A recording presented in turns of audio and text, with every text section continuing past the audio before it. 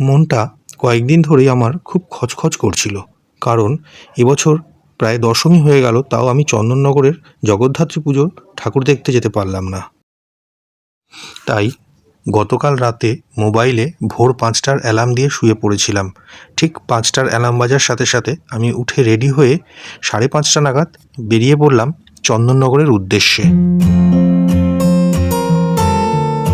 ঘণ্টাখানেকের মধ্যেই GT road দিয়ে bike নিয়ে আমি পৌঁছে গেলাম চুঁচুড়ার বিখ্যাত পালপাড়া মোড়ে। পালপাড়া মোড় আশা করি সবাই চেনেন। এখানে স্বামী বিবেকানন্দ এবং ভগিনী নিবেদিতার দুটি আবক্ষ মূর্তি আছে। এখানে জনকোলাহল দেখে আমি বুঝতে পারলাম এখানেই কোনো ভালো পুজো হয়েছে, কিন্তু সত্যি বলতে কি আমি চারিদিকে তাকিয়েও পুজোর প্যান্ডেল কোথাও দেখতে পাচ্ছিলাম না। কিন্তু সবাই প্যান্ডেল দেখে বেরিয়ে ধন্য ধন্য করছে, আমি তো বুঝতেই পারছি না যে কোনটা প্যান্ডেল। তারপর খুব ভালো করে লক্ষ্য করে বুঝতে পারলাম আমি যেটাকে পুরনো আমলের কোনো জমিদার বাড়ির গেট বলে ভুল করছিলাম, সেটাই আসলে পালপাড়ার সেই বিখ্যাত পূজা মণ্ডপ উত্তরাঞ্চল। এরাই এবছর সেরা সেরা পূজা মণ্ডপ হিসেবে শিরোপা পেয়েছে। আমি যে মুরগি হয়েছি সেটা কাউকে না বুঝতে দিয়ে সব জানতা ভাব নিয়ে আমি ঢুকে পড়লাম পূজা মণ্ডপের ভেতরে। উত্তরাঞ্চল পূজা কমিটি এবার তাদের পূজা 59তম বর্ষে পদার্পণ করল। এবার তাদের মণ্ডপ জয়পুরের হৈমন্তী প্যালেসের আদলে তৈরি করেছে। এই palace red and pink send stone দিয়ে তৈরি। এখানকার পুজো উদ্যোক্তা এই প্যালেসের সম্বন্ধে খুব সুন্দর একটা গল্প আমাদেরকে বললেন। গল্পটা ঠিক এই রকম যে, ঘটনাটা 1604 খ্রিস্টাব্দের।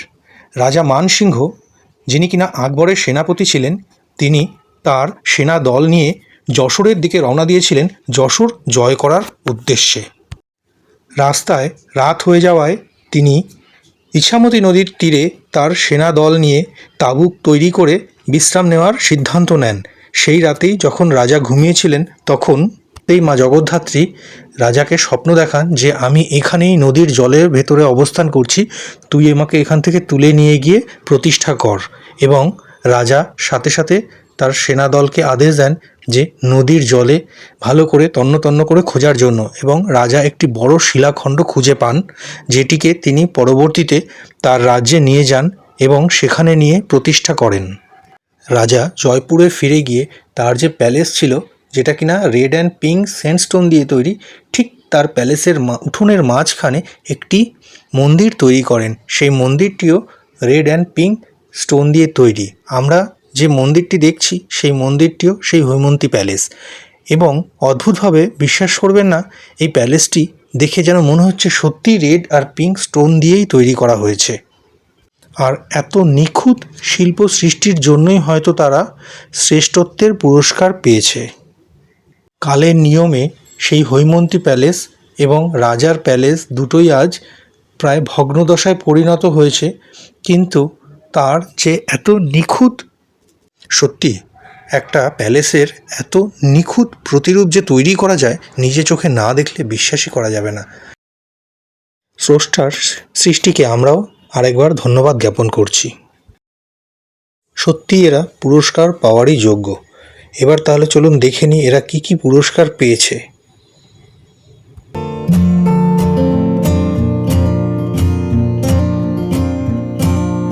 মণ্ডপ ছেড়ে বেরিয়ে যাওয়ার আগে আর একবার দু চোখ ভরে দেবী প্রতিমা এবং মণ্ডপের সজ্জা আমরা শেষবারের মতো উপলব্ধি করে নিচ্ছি, কারণ আজ দশমী। আজ চলে গেলে আর এই মণ্ডপ আমরা দ্বিতীয়বার ফিরে দেখতে পারবো না। আর এরকম মণ্ডপ আর তৈরি হবে কি না সেটাও আমার জানা নেই, তাই দু চোখ ভরে দেখছি এবং আমার ক্যামেরায় বন্দি করে নিচ্ছি। আমার সাথে সাথে চলুন আপনারাও একটু ভালো করে দেখে নিন কি নিখুঁত কারুকার্য।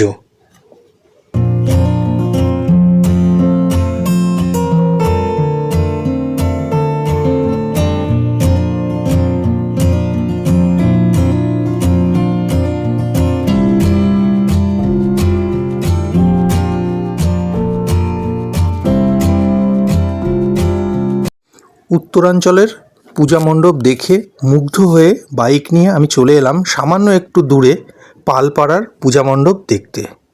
পালপাড়ার এই পূজা এবছর ৮২তম পর্বে পদার্পণ করল। এবারে এদের থিম বর্তমান সমাজ ব্যবস্থায় যে অবক্ষয় হচ্ছে তার বিভিন্ন দিকগুলি এরা চোখে আঙুল দিয়ে আমাদের সামনে তুলে ধরেছে। দেখুন, মণ্ডপের দুদিক দিয়ে দুটো জীবনের উন্নতির সিঁড়ি ওপর দিকে উঠে গেছে। কিছু কিছু সুবিধাবাদী লোক যাদেরকে এরা খয়েরি রং দিয়ে দেখিয়েছে, তারা আলাদা করে ফুটিয়ে তুলেছে। তারা জীবনের উন্নতির জন্য কষ্ট না করে, সিঁড়ির ব্যবহার না করে তারা শর্টকাট রাস্তা ধরেছে এবং শর্টকাটে উন্নতির চরম শিখরে সবার আগে পৌঁছে যাচ্ছে। আর যারা সত্যিকারের মেধাবী, তারা সৎ পথে থেকে চেষ্টা করেও ওই সকল অসাধু লোকেদের থেকে ক্রমশ পিছিয়ে যাচ্ছে। বর্তমান সমাজে মানুষের মধ্যে সৎভাবে বাঁচার ইচ্ছা যেন ক্রমশ কমে যাচ্ছে। সবাই শর্টকাট খুঁজছে, আর সত্যিকারের সৎ মানুষগুলো ক্রমশ সমাজের পিছিয়ে যাচ্ছে। প্রতীক হিসেবে এখানে এরা কিছু ছাত্রকে দেখিয়েছে যারা সিঁড়ির একদম নিচের দিকে দাঁড়িয়ে আছে। চলুন এবার মণ্ডপের ভেতর দিকে যাওয়া যাক, দেখি এরা কী থিম করেছে ভেতরে। মণ্ডপের ভেতর দিকে এরা সোশ্যাল মিডিয়া ব্যবহারের বিভিন্ন কুপ্রভাবগুলো আমাদের চোখে আঙুল দিয়ে দেখিয়েছে।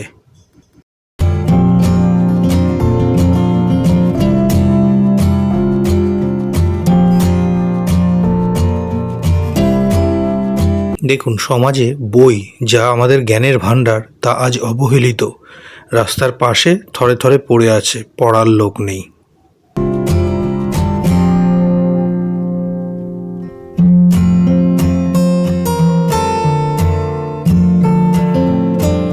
এবার যে স্টেজটায় আমরা ঢুকছি, এখানে মানব সমাজ রঙিন আলোয় মেতে রয়েছে। জীবনের বাস্তবতা থেকে তারা ক্রমশ পিছিয়ে যাচ্ছে। আনন্দ, উল্লাস এবং এন্টারটেনমেন্ট নিয়েই তারা জীবনটা কাটিয়ে দিচ্ছে। দেখুন, কতগুলো মেয়ে নীল আলোর মধ্যে সেলফি তুলতে ব্যস্ত।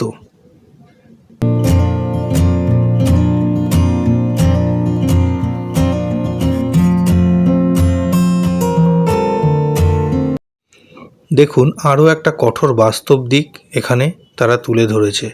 বাচ্চাগুলোর মাথায় ফেসবুক, টুইটার, হোয়াটসঅ্যাপ এইসবই ঘুরে বেড়াচ্ছে, আর পেছনে দেখা যাচ্ছে তার মা বাবা দৈনন্দিন কলহে জড়িয়ে পড়েছে, তারা ঝগড়াঝাটি করছে। অনলাইন মার্কেটিং চালু হওয়ার পর থেকে আমাদের সমাজে বেশ কিছু লোক বেকার হয়ে পড়েছে, কর্মহীন হয়ে পড়েছে। চারিদিকে মোবাইলের টাওয়ারে টাওয়ারে শহরটা যেন মাকড়সার জালের মতো ক্রমশ ঢেকে যাচ্ছে, আর এর কুপ্রভাবে গাছের পাতা আস্তে আস্তে সব ঝরে পড়ে যাচ্ছে। এই রকম সব খারাপ দিকগুলোই তারা এখানে তাদের মণ্ডপে তুলে ধরার চেষ্টা করেছে। দেখুন, পেছনে একটি ছেলে রঙিন দুনিয়ার মধ্যে শৃঙ্খলাবদ্ধ হয়ে দাঁড়িয়ে আছে। তার চারিদিকে কত আলো ঝলমল, কিন্তু তার হাতে শেকল পরানো। তার নিজস্ব চিন্তাভাবনা যেন হারিয়ে ফেলেছে সে।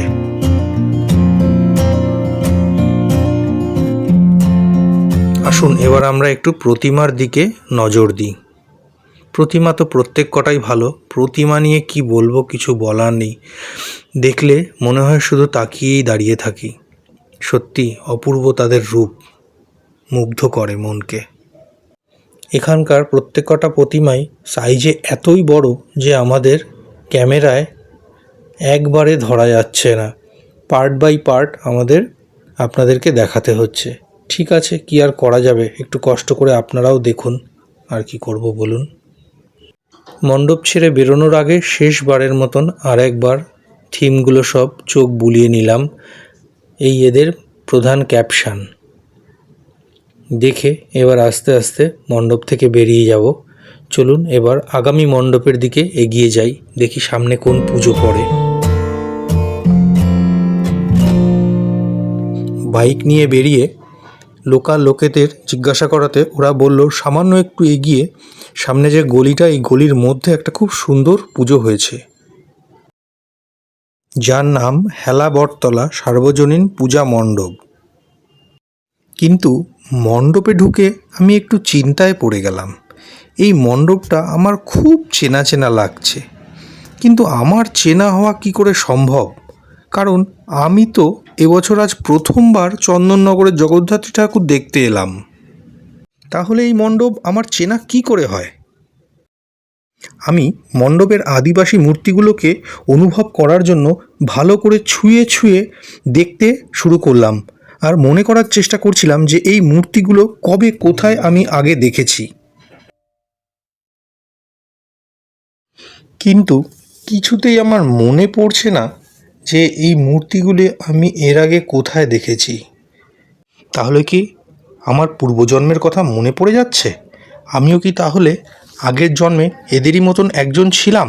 তখন পেছন থেকে এই পুজো কমিটির একজন এসে আমাকে জানালো এই পুজো মণ্ডপটি তারা নৈহাটির কালী পুজোয় কাঠগোলায় ব্যবহার করা হয়েছিল, সেখান থেকে তারা কিনে নিয়ে এসেছে।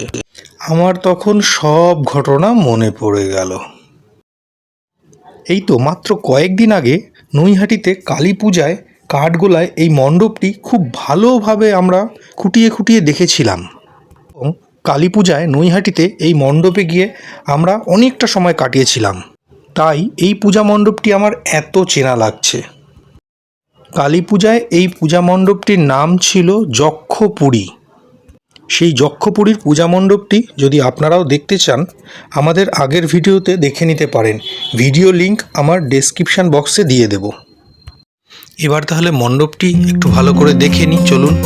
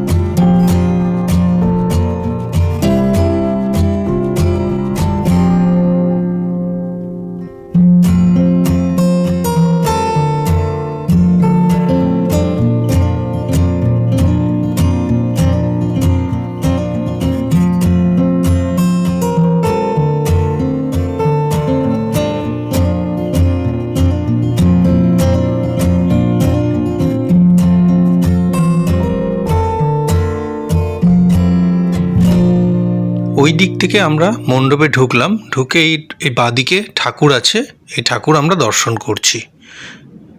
এবার চলুন ঠাকুরটিকে ভালো করে দর্শন করে নিই, কারণ এখানে ঠাকুরের আরেকটি বৈশিষ্ট্য আছে। সেটা হচ্ছে এই ঠাকুরের যত গয়না আছে সেগুলো Senco gold and company sponsor করেছে। আর জাতা জিনিস দিয়ে গয়না তৈরি হয়নি, গয়নায় ব্যবহার করা হচ্ছে অরিজিনাল ডায়মন্ড। তাই দেখুন কেমন চকচক করছে গয়নাগুলো। এবার আমরা ওখান থেকে সামান্য একটু দূরেই চলে এলাম বড়বাজার পূজা মণ্ডপে। এদের থিমে আমার যতটুকু মনে হচ্ছে বোঝাতে চাইছে বর্তমান যুগে মানুষ যন্ত্র নির্ভর হয়ে পড়েছে, মানুষ যন্ত্রের কাছে বন্দী হয়ে পড়েছে, মানুষের নিজস্ব রুচি প্রতিভা সব নষ্ট হয়ে যাচ্ছে। যন্ত্র আমাদের কর্মক্ষমতা হ্রাস করে দিচ্ছে। যন্ত্র যেভাবে আমাদের পরিচালিত করছে, আমরা পুতুল নাচের পুতুলের মতন সেইভাবেই নেচে চলেছি। এর পাশাপাশি এরা দেখিয়েছে অতীতে আমরা কতটা স্বাধীন চিন্তার ধারক ও বাহক ছিলাম। যদিও এদের বক্তব্য আমার কাছে খুব একটা পরিষ্কার নয়, যদি এর থেকেও ভালো সঠিক কিছু আপনারা বুঝতে পারেন দয়া করে আমায় কমেন্ট বক্সে জানাবেন। এটাই হচ্ছে বড়বাজারের সেই বিখ্যাত প্রতিমা। বেরোনোর আগে আর একবার পুরো মণ্ডপটা ভালো করে চোখ বুলিয়ে নিলাম, কিন্তু থিমটা বেশিরভাগটাই আমার মাথার উপর দিয়ে চলে গেল। একটা বড় চশমাও দেখতে পেলাম। আমার যতদূর মনে হচ্ছে চশমাটা বাস্তব দৃষ্টিভঙ্গির প্রতীক হিসেবে এরা ব্যবহার করেছে।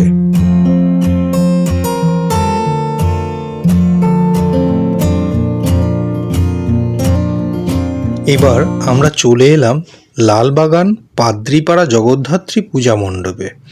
এই সেই বিখ্যাত পূজা মণ্ডপ, যারা স্থির চিত্রগুলোর পেছনে যে ঘটনাবলী আছে সেটা বারকোডের মাধ্যমে চলচ্চিত্র রূপে আমাদের সামনে তুলে ধরেছে।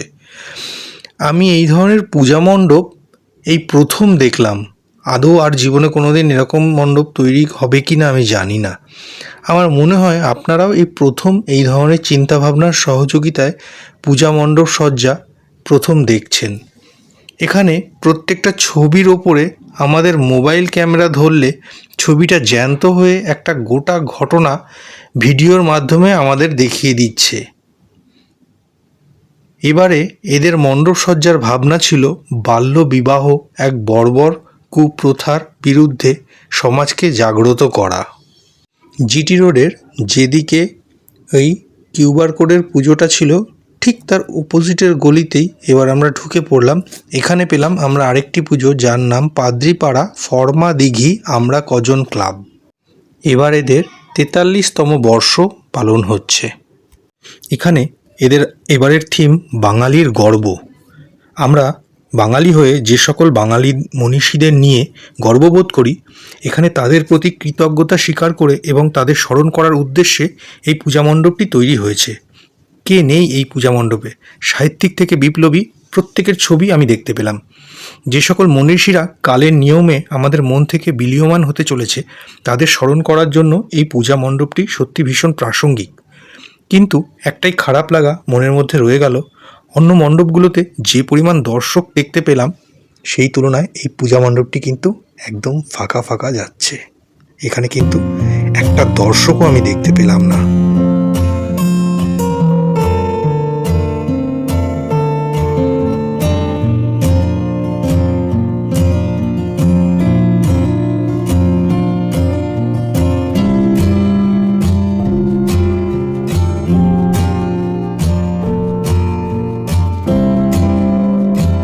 এরপর আমরা চলে এলাম হালদার পাড়ার ষষ্ঠীতলার পূজা মণ্ডপে। এবারে ষষ্ঠীতলার থিম ন্যায় মন্দির। এদের মণ্ডপকে একটা ন্যায় প্রতিষ্ঠার মন্দির হিসেবে এরা তুলে ধরার চেষ্টা করেছে। ন্যায় সংক্রান্ত সমস্ত রকম দলিল দস্তাবেজ, যেমন প্রচুর দলিল এখানে রাখা আছে এবং প্রচুর আঙুলের ছাপ এরা এই পূজা মণ্ডপে ব্যবহার করেছে। বিচারালয়ে যে হাতুড়ি দিয়ে টেবিলের উপর বাড়ি দেওয়া হয়, সেই হাতুড়িও প্রচুর পরিমাণে এখানে দেখতে পেলাম। কেস রাখার জন্য যে ফাইলগুলো থাকে লকার, সেই লকারও এখানে প্রচুর দেখতে পেলাম। বহু মানুষ ন্যায় মন্দিরে বিচার চাইছে, বহু মানুষ বন্দী এবং মাথার উপর বড় করে একটা সময়ের চাকা এই ন্যায় প্রতিষ্ঠা করছে। আসুন এবার পূজা মণ্ডপটি আমরা ভালো করে ঘুরে দেখি।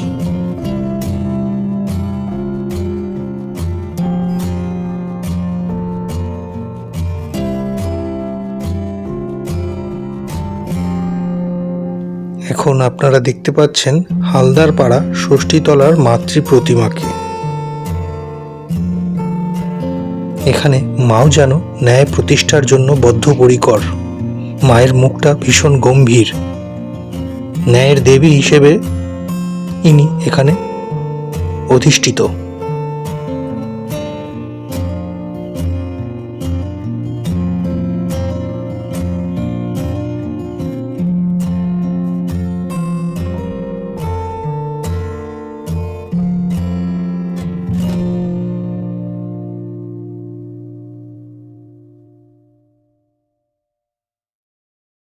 হালদার পাড়ার পুজো দেখা শেষ করে ওই গলির মধ্যেই আরেকটু ভেতর দিকে ঢুকে গেলাম। ঢুকে ডান দিকে ঘুরে আঁকাবাঁকা পথ ধরে সামান্য কিছুটা এগোনোর পরে রাস্তাটা খুবই সরু হয়ে গেল এবং তারপর দেখতে পেলাম আদিহাট পূজা কমিটির এই পূজা মণ্ডপটি। ছোট্টর মধ্যে হলেও এরা বেশ ভালোই ডেকোরেশন করেছে। এবার এদের থিম কাশী বিশ্বনাথ ধাম। এদের সাধ্য মতন কাশী বিশ্বনাথ ধামের আদলে এদের পূজা মণ্ডপটি তৈরি করেছে। এমনকি বিশ্বনাথ ধামের সামনে যে বড় জলাশয়টি আছে, এরা সেটিকেও তৈরি করার চেষ্টা করেছে। যদিও জলাশয়টি এরা এখানে পেয়েই গেছে, কারণ জলাশয়টি অলরেডি আগের থেকে এখানে ছিল, তবুও এটাকে এরা পূজা মণ্ডপেরই একটা অঙ্গ হিসেবে ব্যবহার করেছে। এই চিন্তাভাবনাটা বেশ ভালো লাগলো। কাশী বিশ্বনাথ ধামের ঠিক সামনে খুব বিখ্যাত একটা পুরনো দিনের হোটেল আছে, যার নাম হোটেল মহামায়া। এরা সেটাকেও অনুকরণ করার চেষ্টা করেছে। জলাশয়ের মধ্যে বিরাট একটা শিবলিঙ্গ দেখতে পাওয়া যাচ্ছে। সেই শিবলিঙ্গের সামনে কিছু ভক্তের হাত জলাশয় থেকে শিব ঠাকুরকে নমস্কার করার জন্য উঠে রয়েছে। এখন আমরা দেখছি আদিহাট পূজা কমিটির দেবী মূর্তি। এই নিয়ে আমাদের প্রায় 8 নম্বর ঠাকুর দেখা চলছে, কিন্তু যতগুলো ঠাকুরই আমরা দেখেছি এর আগে, বেশিরভাগ ঠাকুরই আমরা দেখেছি শোলার মধ্যে সাদার ওপরে কাজ করা। এই ঠাকুরটাতে আমরা দেখতে পাচ্ছি এখানে গোল্ডেনের আধিক্য বেশি। পুরো প্যান্ডেলটা এবং ঠাকুর সব কিছু মিলিয়ে একটা সোনালির আভা এখান থেকে আমরা পাচ্ছি। তাই প্যান্ডেল এবং ঠাকুরের একটা খুব ভালো সামঞ্জস্য এখানে তৈরি করতে পেরেছে এরা। চলো, ভালো মন্দ মিলিয়ে আজ প্রায় 8খানা চন্দননগরের জগদ্ধাত্রী ঠাকুর আমরা দেখলাম। একসাথে খুব বেশি ঠাকুর দেখলে আমাদের মাথাটা এরপর গুলিয়ে যাবে, তাই আজ এই অবধি আমাদের পূজা পরিক্রমা সমাপ্ত করছি। আগামী এপিসোডে আপনারা আরও প্রায় 8-10টা চন্দননগরের ভালো ভালো কিছু ঠাকুর দেখতে পাবেন। তো আজ এই অবধি, নমস্কার, আবার দেখা হবে আগামী এপিসোডে। সবাই ভালো থাকবেন। যদি আমার এই চ্যানেলের পূজা পরিক্রমা ভালো লাগে তাহলে চ্যানেলটা লাইক এবং সাবস্ক্রাইব করে দেবেন।